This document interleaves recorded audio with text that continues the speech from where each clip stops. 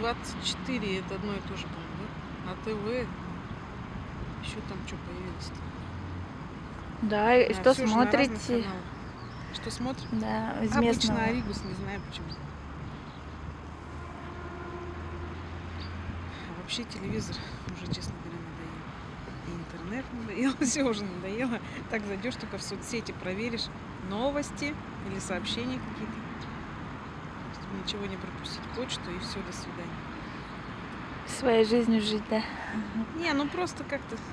И вот сидишь, первое время, я помню, сидишь, ждешь вот эту переписку, начал кому-нибудь что-нибудь там реплику И тебе, ждешь. но и без конца, это какое-то затягивание такое, потом смотришь, уже полдня прошло, думаю, а нафига? Нет, думаю, не, жизнь не для этого, думаю. А по телевизору все-таки что смотрите? А только вести в 7:30 вечера, которые идут, все, больше ничего. А хотели бы какие-нибудь передачи, допустим, ну, чтобы вы смотрели, если бы оно было, чтобы вы хотели смотреть? Не знаю, бывают такие интервью, которые смотришь, и там вот, нестандартные какие-то вопросы, и узнаешь что-то новое, даже о тех же известных личностях. Вроде бы думаешь, о нем все уже знал, и он тебе не интересен. А тут как сел, присел, и ушами припал, и все интересно, оказывается.